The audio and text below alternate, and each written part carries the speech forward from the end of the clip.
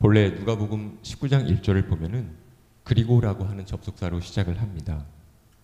정확하게는 앞의 내용에 이어지는 의미로서 그리고 예수께서 여리고로 들어가라고 그렇게 첫 부분을 번역할 수 있습니다. 지리적으로 앞의 내용에 연결이 되고 있습니다. 예수님께서는 지금 십자가를 향해서 예루살렘으로 가시고 있습니다. 지리상으로 보았을 때에 굳이 지금 여리고에 들어오지 않으셔도 얼마든지 예루살렘에 가시는 데에 지장이 없습니다. 오히려 선한 사마리아인의 비유에 나오는 것처럼 그 강도 만난 사람이 이렇게 반쯤 죽어서 이렇게 누워 있었던 것처럼 이 당시 예수님 당시에 예루살렘과 여리고 사이의 길은 굉장히 그 강도나 도둑이 출몰해서 위험한 것으로 이렇게 악명이 높았고 또 길이 굉장히 꼬불꼬불했고 아주 험했습니다. 그래서 이곳으로 오시는 것이 경로상 그렇게 썩 굳이 예수께서 오실 이유가 없는 곳입니다. 이렇게 굳이 이 길을 여기 예루살렘으로 가시는 길에 여리고를 들러서 예루살렘으로 가시는 이렇게 행로를 잡으시는 것은 예수께서 삭개오라는 사람을 만나려고 처음부터 의도하시고 길을 진행하고 계시다는 것을 우리가 알 수가 있습니다. 지리적으로만 지금 이 본문의 내용이 앞의 내용에 연결되는 것이 아니라 말씀의 주제상으로도 이제 예수께서 삭개오를 만나시는 이 내용도 앞의 내용에 연결이 됩니다. 앞장인 18장에서 가장 먼저 나오는 그 내용은 기도에 대한 예수님의 교훈입니다. 가슴을 치는 세류의 기도를 다 기억하실 줄 믿습니다. 두 번째로는 그 세류의 기도에서 가슴 치는 삭개오의 기도를 우리가 들어볼 수가 있습니다. 두 번째로는 예수께서 어린아이들을 칭찬하시는 내용이 나옵니다. 어린아이들의 이 순수함을 칭찬하시는 부분에서 삭개오가 보입니다. 삭개오의 순수한 마음이 보입니다. 그리고 이제 부자 청년 관원 이야기가 이어집니다.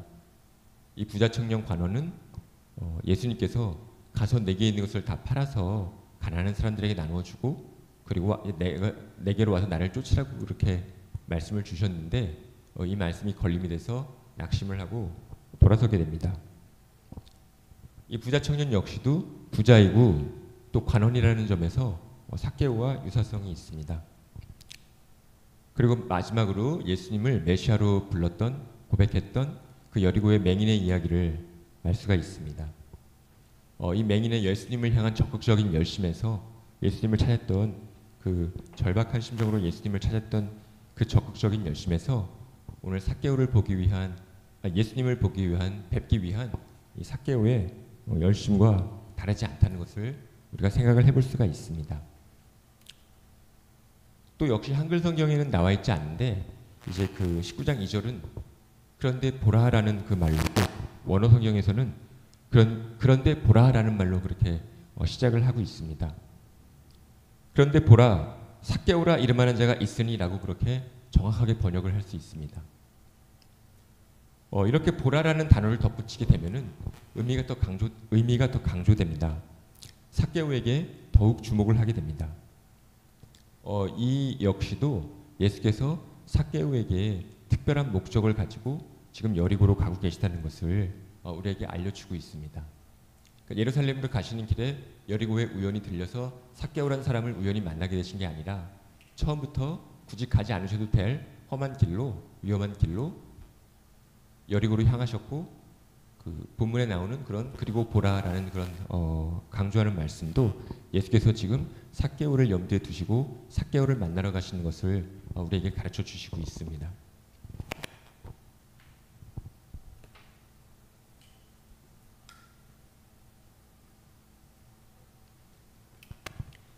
삭개오가 어떤 사람인가 하는 것에 대해서는 우리가 네 가지 면에서 생각을 해볼 수가 있습니다. 우선 삭개오는 유대인입니다. 세금을 걷는 세리입니다. 그 세리 중에서도 세리장입니다. 그리고 부자입니다. 당시에 이 세리라는 직업은 부와 권력을 얻는 수단이었습니다. 그리고 당시에 나름대로 엘리트들만이 종사할 수 있는 그런 직업이었습니다. 근데 그럼에도 불구하고 유대인들 사이에서 세리는 도둑 취급을 받았고 강도 취급을 받았고 매국노였고 그리고 이런 몸을 파는 여인들로 그렇게 동일한 동급으로 그렇게 취급이 됐습니다. 세리들은 증인으로 증언할 자격이 없었습니다. 그리고 세리들은 예배에 참여할 자격도 없었습니다. 세리들이 로마 제국의 힘을 등에 업고서 동포들에게 과도한 세금을 거두어들이고 착취를 했기 때문입니다. 당시 로마 제국이 확정한 세율이 있었습니다. 그런데 세리들이 그걸 지키는 게 아니라 속임수가 아주 횡행했고 그래서 과도하게 세금을 거두고 로마에 바치고 나는 그 과도하게 거둔 부분은 자기들의 주머니에 넣습니다.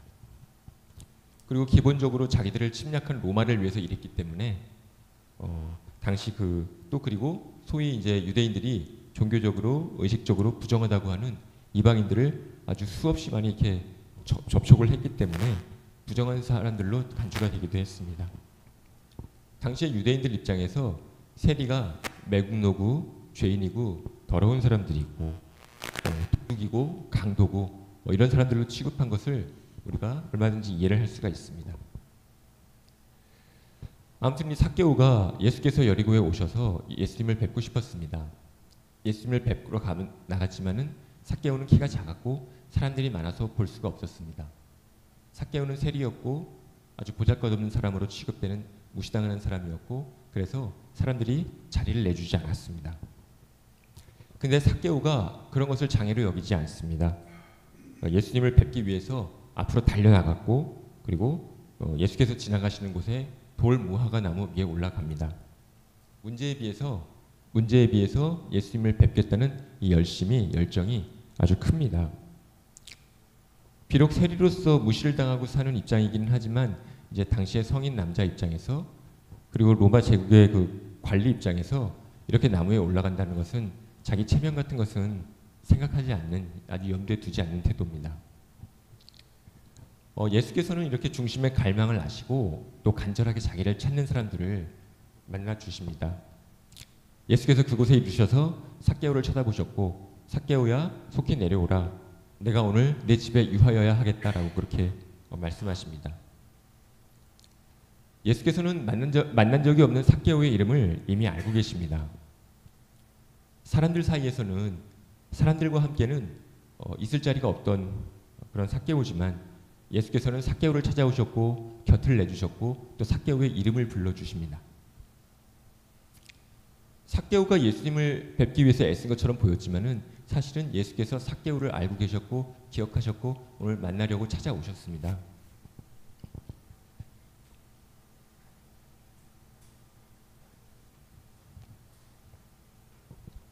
재미있는 부분은 지금 삭개오가 예수님의 행차를 반길 만한 입장이 아니라는 것입니다. 당시 유대인들이란 이제 그 민족적으로 메시아를 굉장히 갈망하고 기대하고 원했습니다. 유대인이 생각하는 메시아란 성경에 예언된 이 메시아란 로마로부터 유대를 정치적으로 독립시키고 나라를 되찾고 그 유대 나라의 옛 영광을 회복하는 그런 왕으로서의 메시아였습니다. 지금 예수님께서 예루살렘으로 향해 가시고 있습니다.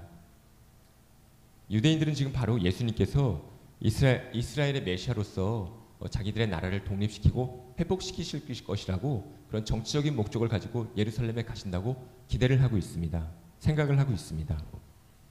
예수님께 자기들의 그런 선입견에 따라서 온갖 기대가 모아지고 있습니다. 그래서 누가복음 29장 38절에 보시듯이 예루살렘에 예수께서 입성하시는 것을 무리가 환영하면서 외치는 것입니다. 이르되 찬송하리로다 주의 이름으로 오시는 왕이여 하늘에는 평화요 가장 높은 곳에는 영광이로다 하니. 그런데 이렇게 예수님을 반길 수 있는 그런 사람, 반길 수 없는 사람들도 있었습니다. 세리들도 그 무리에 속했습니다. 왜냐하면 세리들은 로마 정부의 관리들이었기 때문에 로마로부터 이스라엘을 해방시키러 가시는 메시아를 그런 반길 만한 입장이 전혀 아니었습니다. 이런 점에서 삭개오의 태도를 좀 이해하기가 어렵습니다. 로마 정권의 앞잡이 삭개오가 로마로부터 나라를 되찾으려는 그 예수님을 환영하는 무리에 지금 끼어 있는 것입니다. 거기 속해 있는 것입니다. 어쨌든 예수께서 속히 내려오라고 하신 말씀대로 삭개오는 급히 내려왔습니다. 아주 즐거워하면서 예수님을 영접했습니다. 주님의 환대를 받으면서 삭개오는 돈으로 얻을 수 없는 기쁨과 행복을 누립니다. 전도서 3장 11절을 보시면은 하나님이 사람들에게는 영혼을 사모하는 마음을 주셨다고 말씀합니다. 하나님은 모든 인간의 마음에 영원하신 하나님과 연결되기를 바라는 마음을 주셨습니다. 아담 이래로 인간이 죄에 빠졌고 그렇게 죄에 빠진 인간이 하나님이 주신 마음을 거역하고 무시하고 있지만은 성경은 분명하게 말씀하고 있습니다. 삭개오처럼 아무리 세속적인 성공을 거두고 돈이 많은 사람이라고 해도 영혼을 사모하는 마음을, 하나님을 알기 위한 그런 깊은 갈망을, 하나님과 교제하기 위한, 만나기 위한 깊은 갈망을 만족시킬 수는 없습니다. 아무튼 예수께서 삭개오의 집에 들어가시니까 사람들이 보고 죄인의 집에 유하러 들어갔다라고 그렇게 수군대고 있습니다. 예수님의 말씀과 실천이 당시의 어떤 사회적인 종교적인 그런 규범에 심각하게 아주 크게 어긋나는 경우가 이번이 처음은 아닙니다. 사람들은 삭개오를 죄인으로 부르지만은 예수님은 정죄하지 않으십니다. 삭개오에 대한 정죄는 예수님에게서가 아니라 사람들에게서 나오는 것이고, 또 예수님의 말씀이 아니라 당시의 사회적인 또 종교적인 통념에 따른 것입니다. 사회적인 종교적인 그 당시의 통념에 따른 것입니다. 예수께서는 이에 대해서 전혀 개의치 않으시고 있습니다.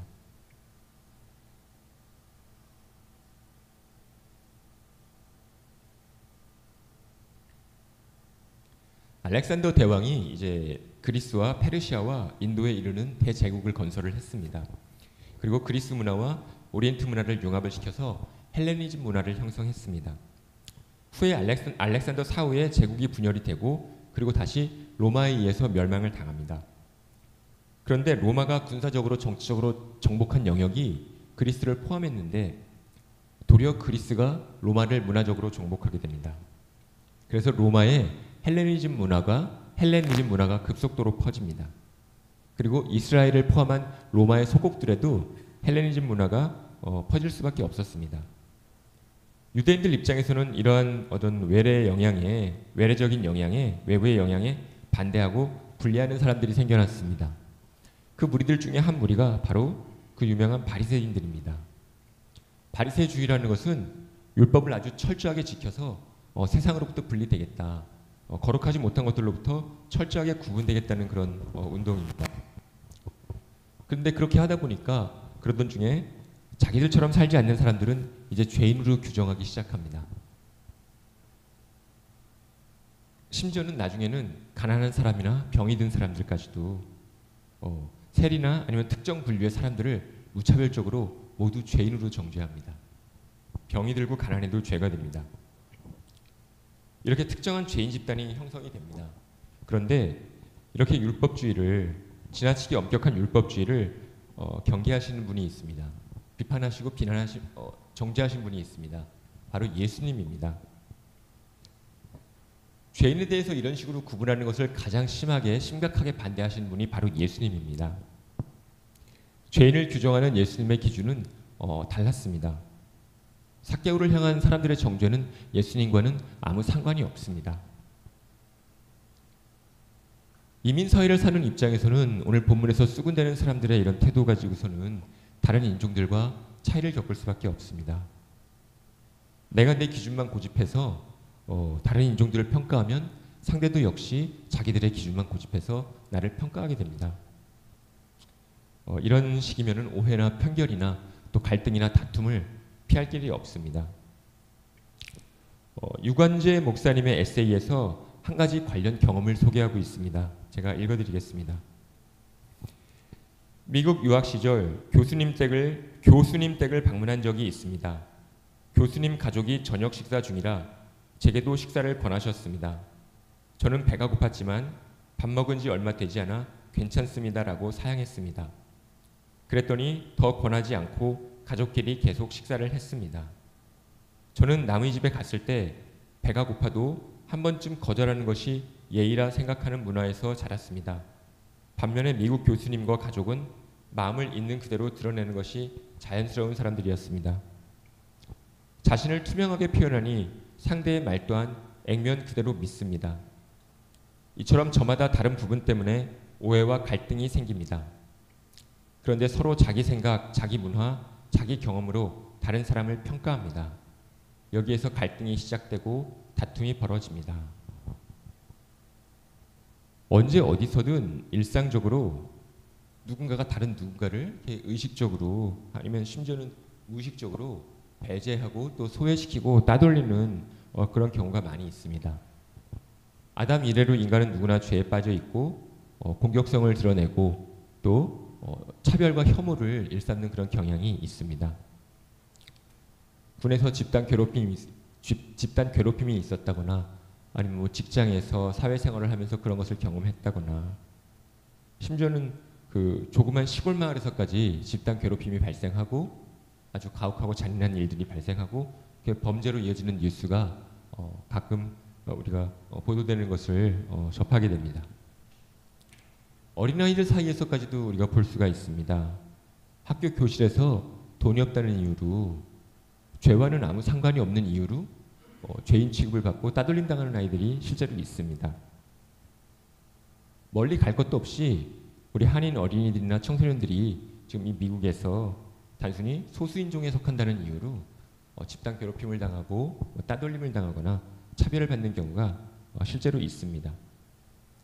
이런 한두 가지의 예 외에도 우리가 얼마든지 실례를 많이 찾아볼 수가 있습니다.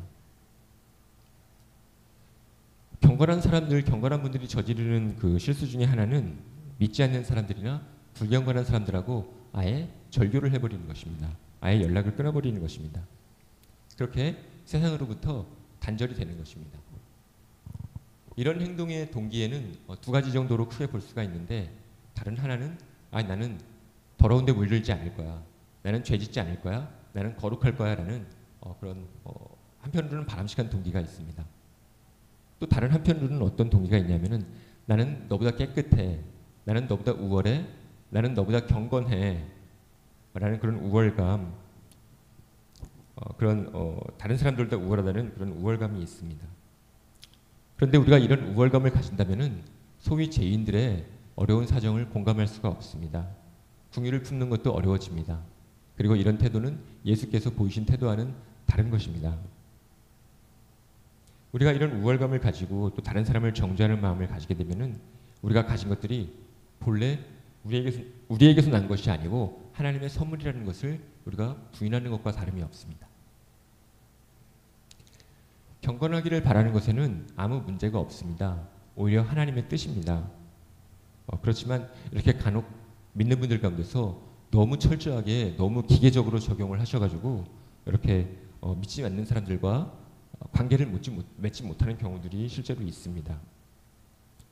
그런데 고린도전서 5장 9절로 10절을 보면은 이런 상황에 대해서 말씀을 주시고 있습니다.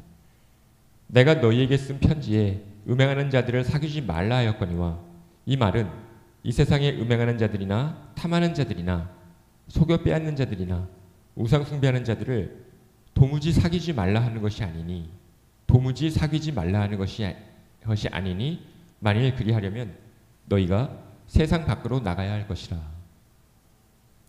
세상 밖에서는 우리가 전도를 위한 관계를 형성할 수가 없습니다.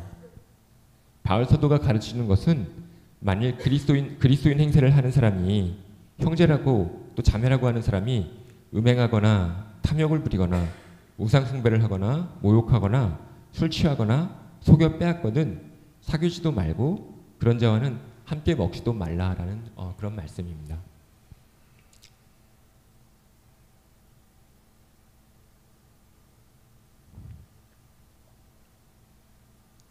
이제 다음으로 삭개오가 예수님께 말씀을 드립니다. 주여 보시옵소서, 내 소유의 절반을 가난한 자들에게 주겠사오며 만일 누구의 것을 속여 빼앗은 일이 있으면 내 갑절이나 갚겠나이다. 이 구절에 대한 일반적인 해석은 이제 삭개오가 지금까지 돈이 마치 무슨 구원을 줄 수 있는 것처럼 돈이 무슨 구원이라도 되는 양 그렇게 돈에 집착하는 삶을 살아왔지만은 이제 자기 삶이 잘못되었다는 것을 느끼던 차에 예수님을 만났고, 그래서 예수님을 만나니까 변화가 시작됐다. 그래서 이제 주님과 이웃을 사람으로, 주님과 이웃을 섬기는 사람으로 변했다라고 그렇게 설명을 합니다. 지금까지는 돈을 벌기 위해서 세리로서 동포라도 착취하고 거짓말하고 속임수 쓰고 가난한 사람들의 사정 같은 건 내 알바냐, 내 알바 아니다라는 식으로 그렇게 살아왔는데, 이제부터는 그 어떤 그런 삶이 궁극적인 만족을 주는 것이 아니라는 것을 깨달았고, 그러던 차에 예수님을 만났다. 그러니까 이웃으로부터 더 고립되고 소외되고 내면은 더 황폐화되고 피폐하던 그런 차에 예수님을 만나서 이제 변화받은 새 사람이 되었다라는 식의, 이제 삭개오는 회개하고 있고 회개했다는 것을 보여줄 만한 바른 행동을 하고 있다라고 그렇게 개과천선형 설명을 하는 것이 대부분입니다. 근데 한글 성경에서 이 구절에는 번역상의 오류가 있습니다. 원어 성경의 헬라어는 과거인지 현재인지 미래인지 하는 그 시제를, 과거 시제, 현재 시제, 미래 시제 하는 그 시제를 굉장히 중요시 여깁니다. 현재 한글 성경의 번역을 우리가 읽은 것처럼 삭개오는 앞으로 내 소유의 절반을 가난한 사람들에게 주겠습니다. 내가 만일 누구의 것을 빼앗은 일이 있다면은, 속여 빼앗은 일이 있다면은 이제부터 내 갑절이나 갚아 나가겠습니다. 이제부터 갚겠습니다. 그런 뜻으로 우리가 받아들여야 됩니다. 그러니까 과거나 아니면 현재까지는 그러지 하지 않았지만은 이제부터는 앞으로는, 미래에는 그렇게 하겠다라는 그런 미래 시제로 번역이 되어 있습니다. 그런데 이 구절을 원어적으로 우리가 정확히 번역을 하자면은 미래 시제가 아니라 이제 헬라어 문법 용어로 습관성 현재 시제라고 우리가 확인을 할 수가 있습니다. 습관성 현재 시제. 그러니까 이 습관성 현재 시제라는 문법 용어를 굳이 기억하실 필요는 없습니다. 이제 절대 기억하실 필요는 없는데, 다만 이제 이 습관성 현재 시제가 과거부터 지금까지 동일하게 행하고 있는 사항을 말하고 있는 것이라는 겁니다. 과거에도 했고 끊이지 않고 지금까지도 행하고 있습니다 하는 그 과거와 현재 진행을 나타내는 겁니다. 그래서 우리가 본문을 정확하게 번역하자면은, 주여 보시옵소서, 내 소유의 절반을 가난한 자들에게 주어 왔사오며 만일 누구의 것을 속여 빼앗은 일이 있으면 내 갑절이나 갚아 왔습니다라고 번역을 해야 됩니다. 그러니까 삭개오의 관행은 예수님을 만나기 이전부터 자기가 가진 것의 절반을 가난한 사람들에게 주는 것이었습니다. 삭개오는 이제 예수님이나 세례 요한이 가르친 경제 정의에 대해서 그리고 구원에 대해서 오래전부터 알고 있었을지도 모릅니다. 그랬을 가능성이 있습니다. 우리 누가복음 3장 10절로 14절을 제가 읽어드리겠습니다. 대답하여 이르되 옷 2벌 있는 자는 옷 없는 자에게 나눠줄 것이요 먹을 것이 있는 자도 그렇게 할 것이니라 하고, 세리들도 세례를 받고자 하여 와서 이르되 선생이여 우리는 무엇을 하리이까 하매 이르되 부과된 것 외에는 거두지 말라 하고, 군인들도 물어 이르되 우리는 무엇을 하리이까 하매 이르되 사람에게서 강탈하지 말며 거짓으로 고발하지 말고 받는 급료를 족한 줄로 알라 하니라.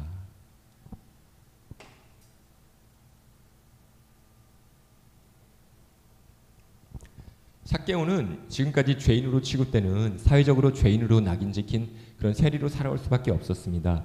그렇지만은 개인적으로는 하나님 나라의 방식대로 살아온 것을 우리가 알 수가 있습니다. 누가복음서에서 의미하는 자선이라는 것은 되갚을 수 없는 사람들, 보답할 수 없는 사람들을 형제나 친척으로 대하라는 것입니다. 예를 들어서 6장 35절을 보시면은 오직 너희는 원수를 사랑하고 선대하며 아무것도 바라지 말고 꾸어주라. 그리하면 너희 상이 클 것이요 또 지극히 높으신 이의 아들이 되리니 그는 은혜를 모르는 자와 악한 자에게도 인자하시니라라고 그렇게 말씀을 주시고 있습니다. 삭개오는 자기만 챙기는 부자가 아니었고 당시 다른 세리들과는 다르게 오히려 가난한 사람들을 위해서 경제 정의를 실천하기 위해서 자기의 재산을 쏟아붓는 사람이었습니다. 누가복음 어디에도 삭개오가 지금 회개할 필요가 있다고 이야기하거나 회개했다는 이야기를 전하지 않습니다. 예수께서도 지금 삭개오가 회개해야 한다고 말씀하시는 부분이 전혀 없습니다. 이미 말씀을 드린 것처럼 지금 삭개오에 대해서 정죄하는 것은 그 사람들이 한 것이지 성경 말씀이나 예수님과는 상관이 없습니다.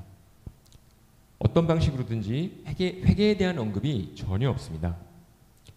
삭개오는 예수님을 주님이라고 부릅니다. 삭개오는 회개의 의미가 아니라 예수님을 주님으로 영접한 사람으로서 주님께 평가를 받기 위해서 개인적으로 자기의 관행을 말씀을 드리고 있는 것입니다. 이에 대해서 예수께서는 오늘 구원이 이 집에 이르렀으니 이 사람도 아브라함의 자손임이로다라고 그렇게 선포를 해주십니다. 삭개오는 자기의 실천을 통해서 하나님의 백성에 속해 있다는 것을, 하나님의 백성에 속해 있고 아브라함의 자손이라는 것을 증명했습니다.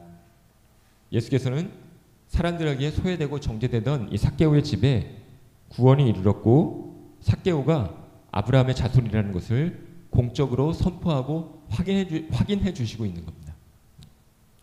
갈라디아서 3장 29절을 보시면은 너희가 그리스도의 것이면 곧 아브라함의 자손이요 약속대로 유업을 이을 자니라라고 그렇게 말씀하시는 것과 같습니다. 일반적으로 오늘 본문 이 삭개오의 말하는 이 구절을 놓고서 돈을 위해서 이웃에게 해를 끼치면 불행해진다. 그렇지만 우리가 회개하고 이웃에게 베풀면 구원이 임한다는 식으로 그렇게 해설을 합니다.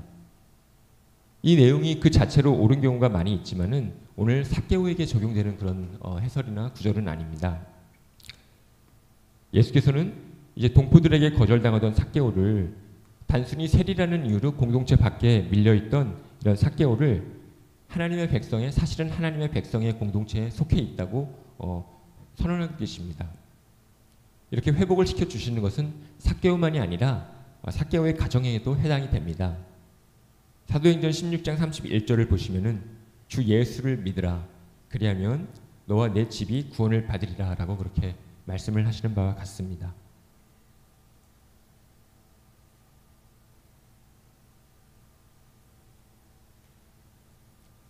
이제 이어서 예수께서는 인자가 온 것은 잃어버린 자를 찾아 구원하려 함이라고 말씀을 하고 있습니다.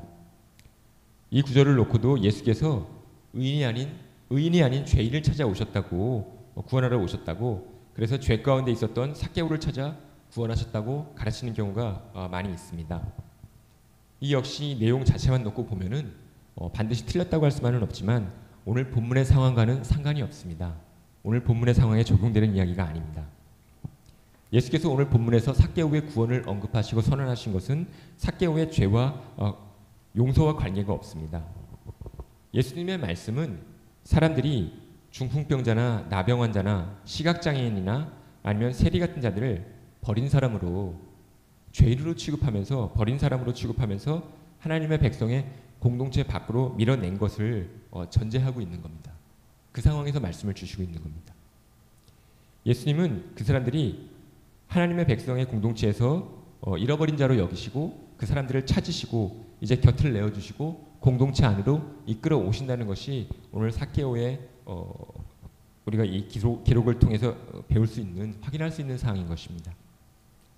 죄인에 대한 예수님의 기준이 다릅니다. 사람들은 삭개오가 세리라는 이유로 버린 자라고 또 죄인 취급을 하기도 했지만은 누가복음 어디에도 세리라는 직업 때문에 삭개오를 정죄하지 않습니다. 삭개오는 예수님을 만나기 전에도 세리였고 예수님을 만날 후에도 세리였습니다.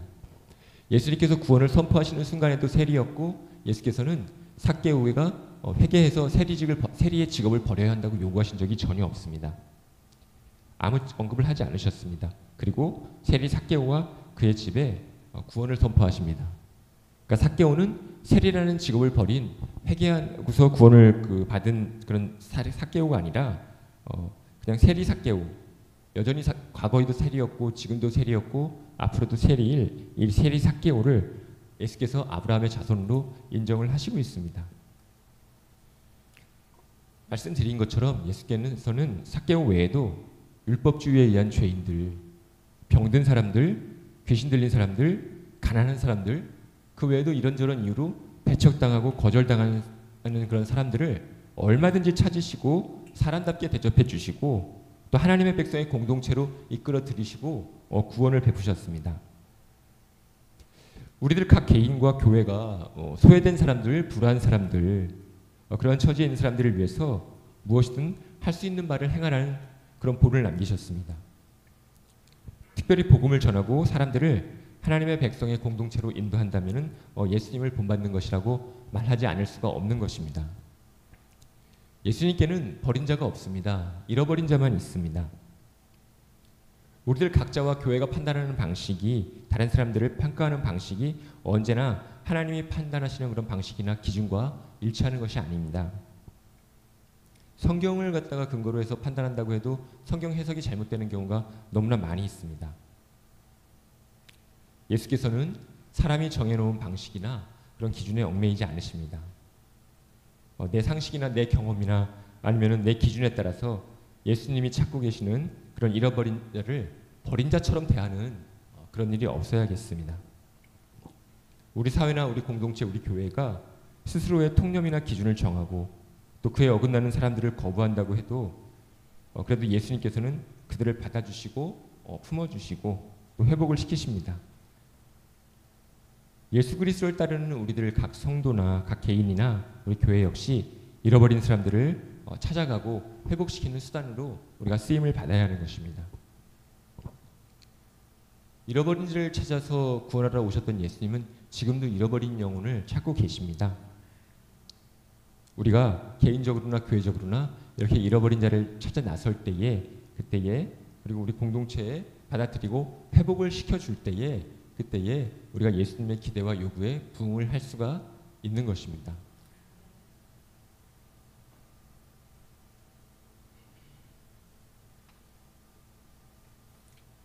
삭개오는 소유의 절반을 가난한 사람들에게 나누어주고 만일 누구의 것을 속여 빼앗은 일이 있으면 내갑절이나 갚는 사람입니다. 그러니까 속여 빼앗은 일이 없다는 것을 의미하는 것입니다. 이에 대해서 예수께서는 삭개오 가정의 구원을 선포하셨고 삭개오를 아브라함의 자손이라고 선포하시고 계십니다. 반면에 본 회퍼 목사님이 지적하듯이 오늘날에는 구원이 너무 값싼 은혜가 되어 있습니다. 나를 따르라라고 하는 이 책에서 영어로는 제자도의 대가라고 그렇게 번역이 되어 있는 책에서 값싼 은혜를 소개하고 있습니다. 제가 읽어드리겠습니다. 값싼 은혜는 회개 없이도 죄를 용서하는 설교요, 공동체 훈련도 없이 베푸는 세례요, 죄의 고백도 없이 참여하는 성만찬이요, 인격적인 참회 없는 면죄의 확인입니다. 순종 없는 은혜, 십자가 없는 은혜, 살아계시고 인간이 되신 예수 그리스도가 없는 은혜, 이것이 값싼 은혜입니다. 우리가 죄사함의 구원을 값없이 은혜로 받았다고 해서 도무지 대가가 없다, 도무지 값이 없다라고 할 수가 없습니다. 예수께서 자기 피로 사신 것이고 하나님께서는 자기 아들을 십자가에 못 박히기까지 희생을 해서 이루신 은혜인 것입니다. 아주 값비싼 은혜고 더 정확히는 감히 값을 논하는 그런 불경스러운 일을 할 수 없는 은혜입니다. 보네퍼 목사님은 신학자고 목회자였는데 히틀러를 암살하는 일에 가담했다가 결국 사형을 당하고 말았습니다. 자기 목숨으로 제자도의 대가를 치렀습니다. 오늘 이 시간에 성도님들과 제가 치러야 할 제자도의 대가가 무엇인지 깨닫기를 바랍니다.